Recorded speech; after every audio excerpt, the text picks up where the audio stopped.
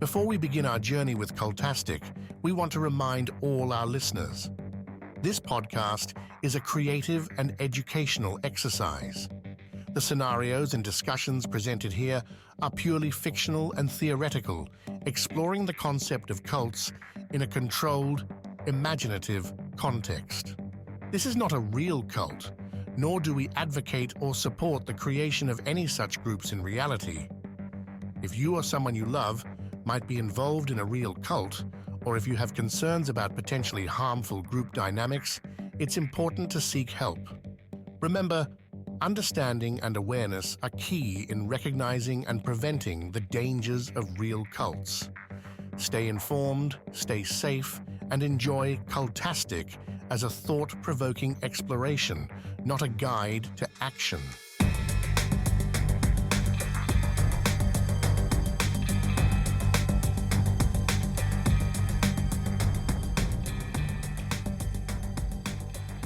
The Fortification of Heavenly Haven. The sun had just begun to set over the secluded hills of Heavenly Haven Commune, casting long shadows across the sprawling grounds. As the golden light faded into dusk, a new and unsettling atmosphere settled over the compound. The once tranquil and serene commune, known for its idyllic and peaceful ideals, was now being transformed into a fortified bastion of military readiness under the direction of its new leader, Mary Rocker. Mary Rocker, a military veteran with a reputation for her disciplined and uncompromising approach, had taken the reins of leadership after John Featherbottom's arrest. Her arrival marked a dramatic shift from the commune's previous ethos of unity and heart-based living to one of preparation and vigilance. The community had been left reeling from the fallout of Featherbottom's departure, and now they faced a new reality, one that involved arming themselves and preparing for what Mary called inevitable challenges. The story of how Heavenly Haven was transformed under Mary Rocker's leadership began with a series of secretive meetings and covert operations that had sent ripples of fear and uncertainty through the commune. Chapter 1: The Arrival of Mary Rocker. Mary Rocker's first appearance in the commune was a spectacle. Her arrival was marked by the rumble of military-grade vehicles and the precision of well-organized drills. As the members of Heavenly Haven watched from their homes, the scene was both bewildering and unsettling. The commune, once a place of open fields and communal gatherings, now resembled a fortified outpost.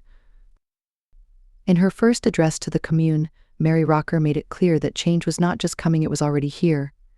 With her piercing eyes and commanding presence, she outlined her vision for the future of Heavenly Haven. "We are no longer living in a world of peace and simplicity," she declared. "Our security is our responsibility, and we must prepare ourselves for any threat that may come our way. We will no longer be passive participants in our own safety." Her words were met with a mixture of apprehension and reluctant agreement. The idyllic life they once knew was being replaced by drills, weapons training, and a new set of rules that seemed to prioritize defense over harmony. Chapter 2: The Fortification. One of the first steps in Mary Rocker's plan was to fortify the commune's defenses. The once open spaces of Heavenly Haven were quickly transformed into areas of strategic importance. Watchtowers were erected at key points, and barriers were constructed around the perimeter. The sound of construction filled the air, replacing the soothing melodies of the commune's previous life. Inside the commune, Mary Rocker's loyalists, a group of former military personnel and newly trained recruits, were busy organizing and overseeing the fortification efforts. The compound was divided into sectors, each with its own security detail. Armed patrols became a regular sight, and every member of the commune was required to participate in security drills. Mary had also instituted a new set of rules and regulations, emphasizing strict adherence to orders and discipline.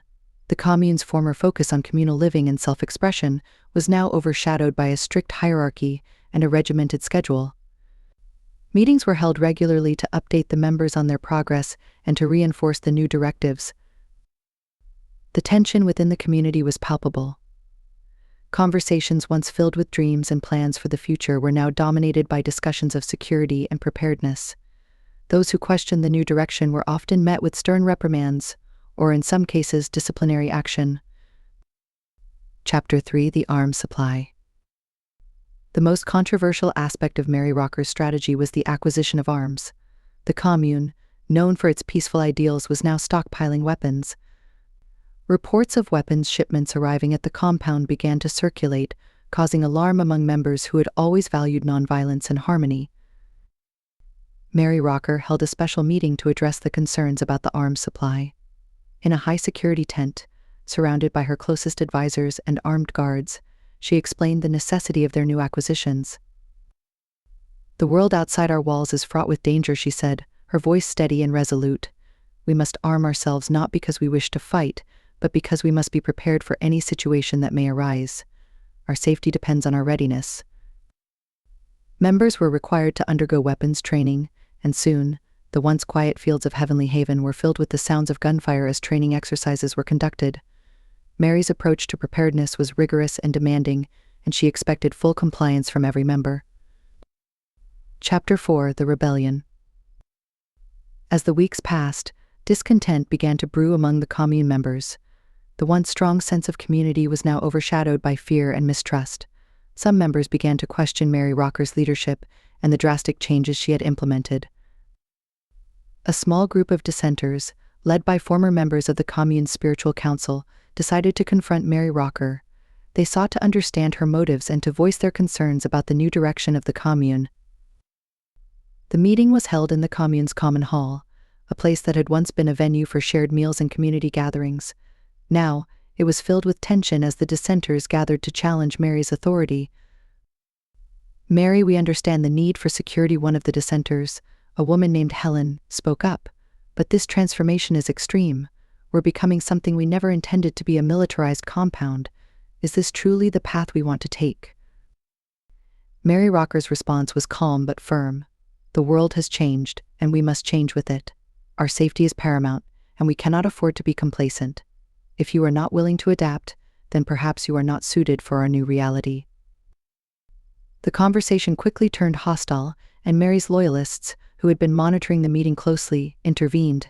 The dissenters were escorted from the hall, and their concerns were dismissed as unpatriotic and disloyal. Chapter 5: The Crackdown. Mary Rocker's crackdown on dissent was swift and severe. Those who continued to question her leadership or resist the new regime were labeled as troublemakers and faced harsh consequences. Some were placed under house arrest, while others were subjected to rigorous re-education, sessions designed to align them with Mary's vision. The commune's atmosphere grew increasingly oppressive. The once free exchanges of ideas and opinions were replaced by a culture of fear and compliance. Members who had once been close friends now avoided each other, wary of being reported for dissent. The enforcement of Mary's new policies extended beyond the walls of the commune. She began to enforce strict control over members' interactions with the outside world. Visits to town were tightly monitored, and any member found to be in contact with outsiders was subject to scrutiny and punishment. As the commune's internal tensions escalated, reports began to surface about the harsh conditions faced by those who resisted. Leaked accounts from within the commune painted a grim picture of the new reality under Mary Rocker's rule. These accounts described forced confessions, public shaming, and a general atmosphere of fear that had replaced the commune's former sense of community and peace.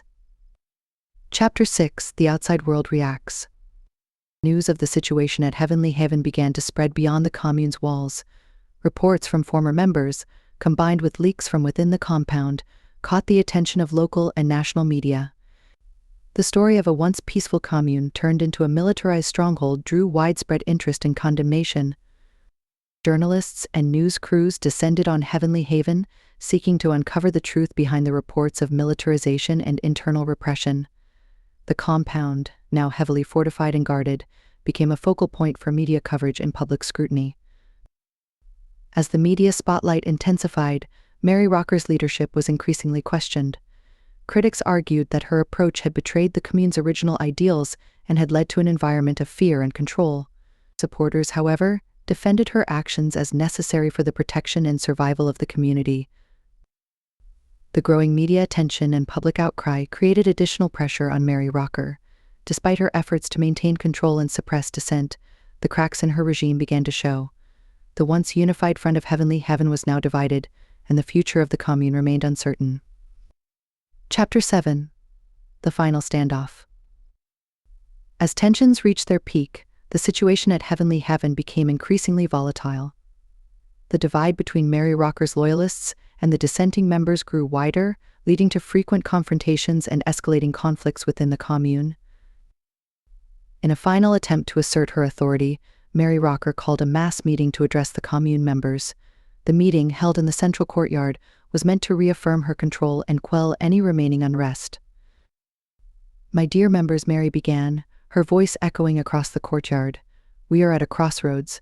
The challenges we face are great, but our resolve must be greater. We must stand united and embrace the new reality we have created."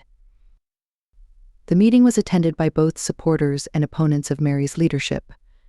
As she spoke, the tension in the air was palpable. The dissenters, who had been waiting for an opportunity to challenge her authority, seized the moment to voice their frustrations and demand change. A confrontation ensued, with arguments and accusations flying back and forth. Mary Rocker's loyalists, armed and ready, intervened to maintain order. The scene quickly descended into chaos, with members clashing and shouting over each other. In the midst of the turmoil, a group of dissenters made a desperate bid to escape the commune and seek help from the outside world. Their attempt was met with resistance from Mary's loyalists, leading to a standoff that left the commune in disarray. As the night wore on, the conflict showed no signs of resolution. The once peaceful sanctuary of Heavenly Haven had become a battleground of ideologies and power struggles. Curious about where this journey will take us? Subscribe to Cultastic, or How to Start a Cult, without really trying on your favorite podcast platform, or at roguemedianetwork.com. Let's build this mission to save the people of Earth, week by unpredictable week.